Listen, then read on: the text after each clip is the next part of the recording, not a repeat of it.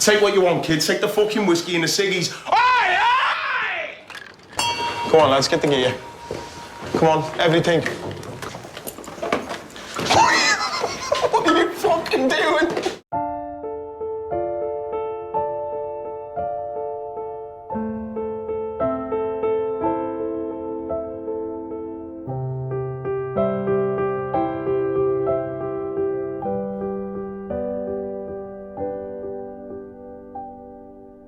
在你的年少青春里，是否有过那样一个瞬间，迫切的想要找到一个组织？今天我们要解析的这部电影，就源自于这样一个关于归属的故事。这部2007年上映的电影，仅用150万英镑的极低成本，一举拿下了英国电影学院奖最佳英国影片奖。它就是《这就是英格兰》。故事将时钟拨回1983年，那是一个属于撒切尔夫人、属于马岛战争，也属于躁动与迷茫的特殊年代。导演将自己少年时混迹街头的亲身经历揉碎后融入其中，让我们跟随12岁的小男孩肖恩一头扎进当时英国最典型的街头亚文化光头仔的世界。不可思议的是，片中那个眼神里既有志气又藏着心事的肖恩，在试镜前几乎没有任何表演经验，完全是导演在街头捡回来的宝藏男孩。这种近乎纪录片的粗粝真实感，也让这部电影成为了无数影迷心中无法替代的成长经典。不只看热闹，更要看门道。欢迎来到观影悟道。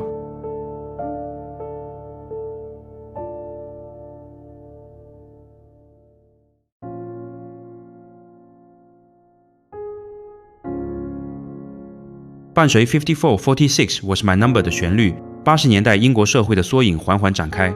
12岁的肖恩被清晨的闹钟叫醒，他看了一眼摆放在床边战死于马岛战争的父亲照片后，穿上喇叭裤，挎上书包出了门。途中，肖恩走进一家便利店，开心地拿起漫画杂志翻看。Come on, bring it over. Just give me a minute. I'll just check. It's not a library, you know. I was freaking reading that. You what? I said I was freaking reading it. Just go. What about Cola Cube? You're not going to get any cola cubes now. Just go, all right? Cola Cube. Are you going to go or not? No. 巴基斯坦裔的老板见他只看不买，便不耐烦地以报警相威胁，将他粗暴地赶了出去。周围的人都叫他窝囊废，看得出他的生活很憋屈。在学校里，当一名叫哈维的学长出言辱骂他的父亲时，肖恩毫不犹豫冲上去扭打在一起。最终，他们被老师强行拉开，并带到校长办公室，受到了严厉的训斥。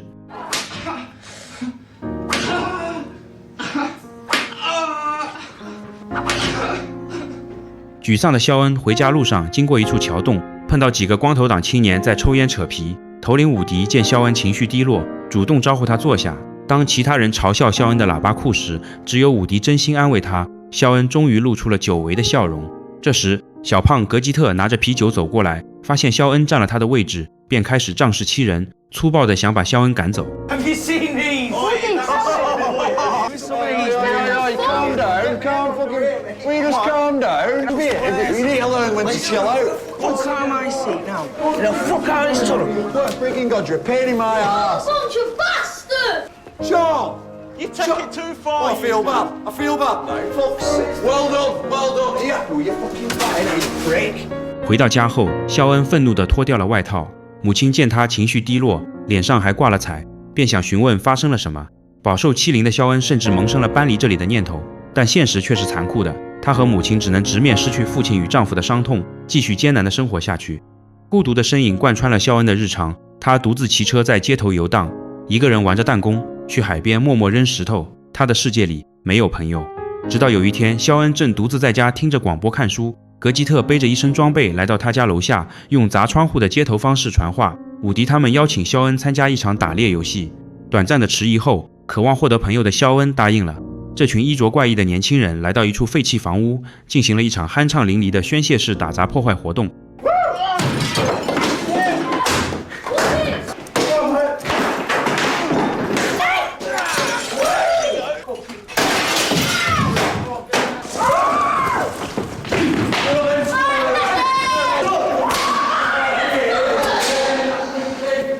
I know you're in here, I'm not stupid. Just come out! 活动最后以捉弄格吉特收场。受了委屈的格吉特又一次迁怒于肖恩，并吐露了心中的憋屈。原来他觉得肖恩的加入抢走了他在团队里的位置。最终，在老大伍迪的调解下，格吉特与肖恩握手言和。这一刻，肖恩开始真正融入了这个光头党小团队。一天，肖恩和妈妈路过一家鞋服店，他一眼看中一双高帮靴，那是团队成员的标配，便求着妈妈买。店员找了半天也没找到适合肖恩的尺码，便推荐了另一双来自伦敦的鞋子。最终，肖恩拗不过妈妈的坚持，只能妥协买下了这双替代款。为了彻底成为光头党团队的一员，肖恩必须剃掉那一头金发。伍迪的女友洛尔亲自操刀，在众人的见证下，长毛肖恩变成了光头肖恩。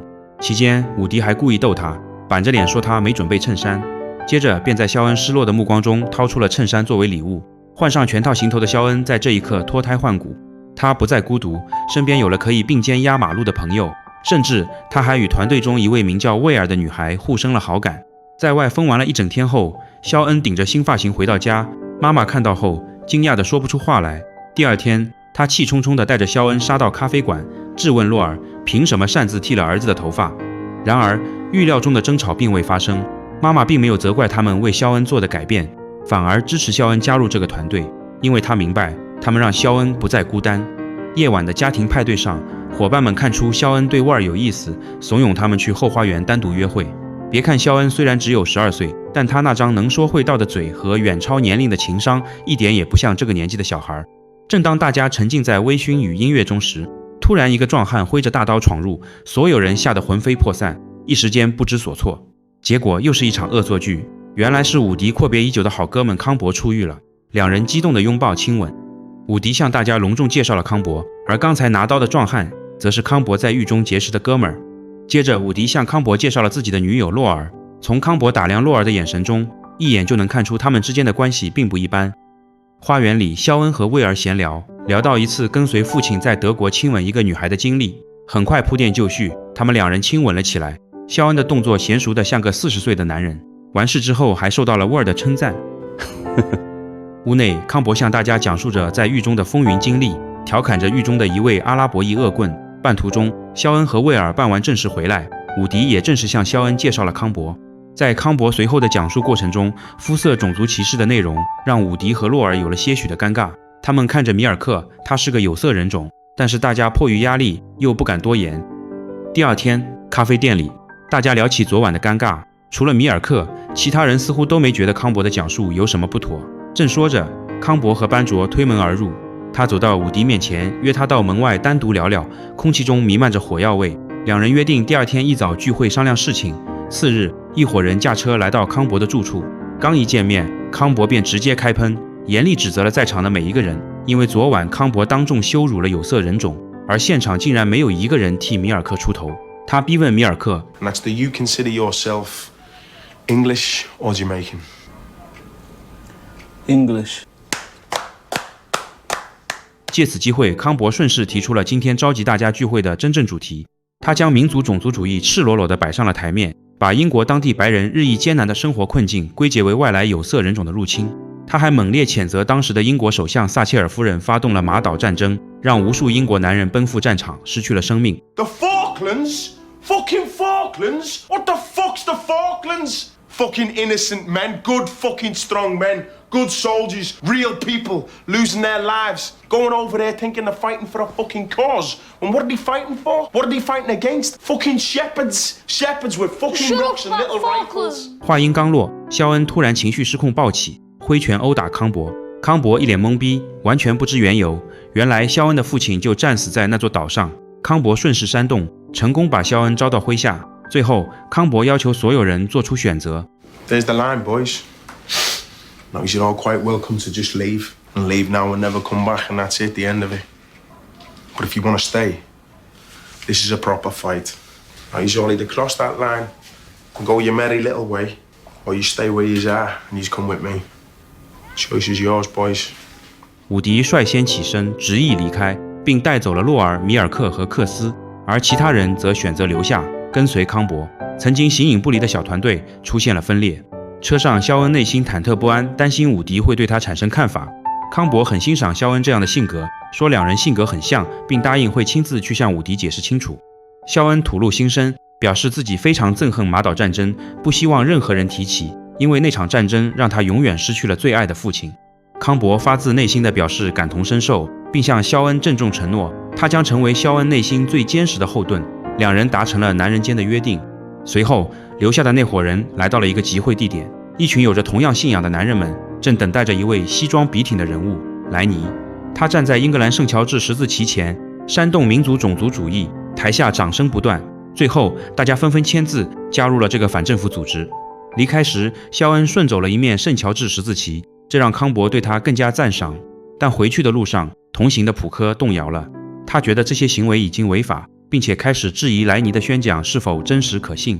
这一背叛的举动瞬间引爆了康伯的怒火，他突然急刹停车，将普科粗暴地拖下车，一顿暴力殴打，随后将其遗弃，扬长而去。从此，这伙人开始四处寻找巴基斯坦裔移民，进行无端的侮辱和破坏活动，甚至动用武力威胁他人的人身安全。他们用种族主义的旗帜干着违法暴力的勾当。康伯还亲手在肖恩的手上纹上了圣乔治十字标志，并送给他一面红白圣乔治十字旗，让他悬挂在家里的玻璃窗上。那个纯真的肖恩似乎正在渐行渐远。一天，肖恩再次来到街边那家便利店，进门后，他张口就飙粗口，用恶劣的种族歧视语言辱骂老板。老板非常诧异，正想教训他，康伯一伙冲进来。Take the fucking hands off him now! Fucking hands off him! Take what you want, kids. Take the fucking whiskey and the ciggies. Aye, aye! Come on, lads, get the gear. Come on, everything. What are you fucking doing? Fuck's sake, we need booze and fags for tonight, lads. Come on. Put me in the car. Come on. 晚上，他们开车去沃尔的生日派对。他们本想着给屋内的人一个所谓的惊喜，但伍迪和洛尔看到康伯的到来，脸上显然写满了反感。伍迪起身，随便找了个借口，想立刻离开。康伯和肖恩本想借这次机会与伍迪重归于好，但伍迪一行去意已决，执意离开了现场。肖恩用抢来的蛋糕给沃尔过生日，还羞涩委婉地提出想让沃尔成为他的女朋友。沃尔很爽快地答应了，两人的关系也因此更近了一步。广播里，首相撒切尔夫人坚持继续马岛战争，表示领土问题寸土不让。康伯找了个机会，在路上堵到了去工厂上班的洛尔，执意想要和他单独聊聊往事。洛尔本想拒绝，但架不住康伯死皮赖脸的纠缠，最终只给了他2分钟。车上，康伯拿出一个在监狱亲手制作的盒子，上面绣着洛尔的名字。他深情地向洛尔表白，误将当年酒后那场意外的关系当做了两人情感的证明。而洛尔则明确表示，那时的他还年轻不懂事，那段经历对他而言绝非美好的回忆，反而是一段痛苦不堪的过往。洛尔留下了那个盒子，随即转身离去。康伯的幻想彻底破灭，整个人瞬间跌落到了痛苦和绝望的顶点。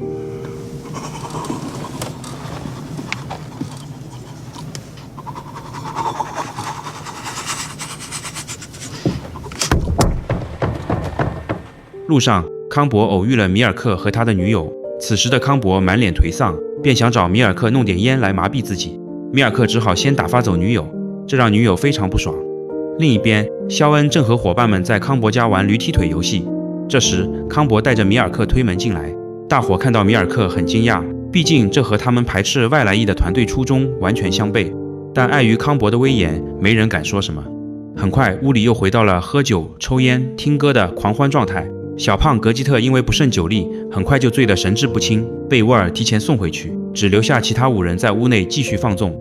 随着聊天愈发深入，米尔克毫无防备地聊起了自己的家事。他说自己有许多叔叔婶婶，孩子众多，是个庞大美满的大家庭。米尔克说得一脸幸福，却不知这些话像刀子一样狠狠扎进了康伯脆弱的自尊心。对比之下，康伯一无所有，他眼含泪光，咬牙切齿，彻底崩溃。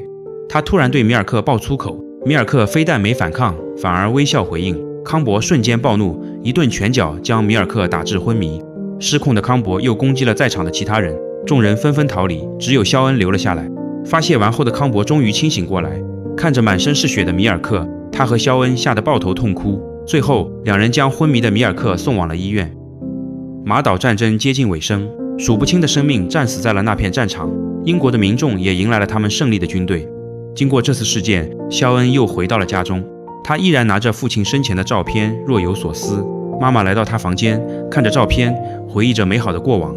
妈妈牵起肖恩的手，希望肖恩能够尽快振作起来。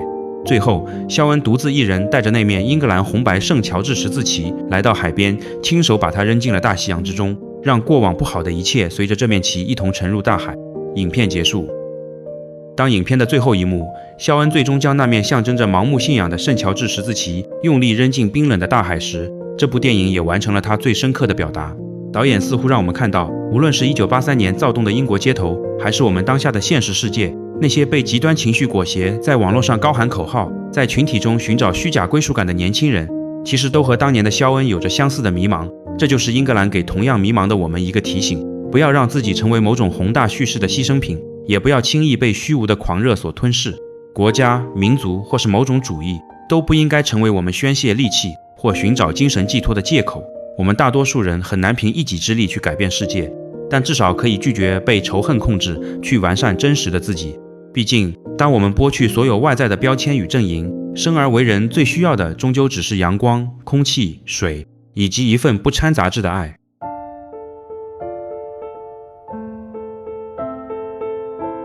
影片中，失去父亲的肖恩因为孤独和校园霸凌，迫切需要一个组织来接纳自己。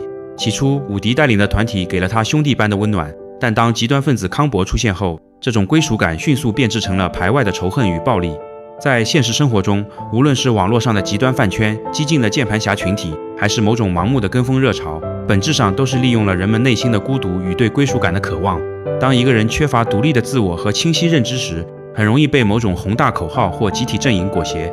真正的归属感应该建立在爱与包容之上，而不是建立在共同憎恨某个人或某件事之上。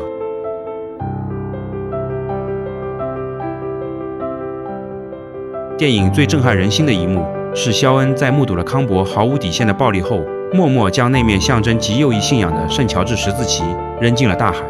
这个动作标志着他彻底与虚假的信仰决裂，完成了真正的自我觉醒。成长往往伴随着幻灭，联想到我们自己，或许都曾盲目崇拜过某个人、某种观念或某种潮流。成熟不是指永远正确，更是当你发现手中的旗帜已经变质为伤害他人的工具时，有勇气承认错误，并果断地将其扔进大海。放下盲目的执念，才是找回真实自我的开始。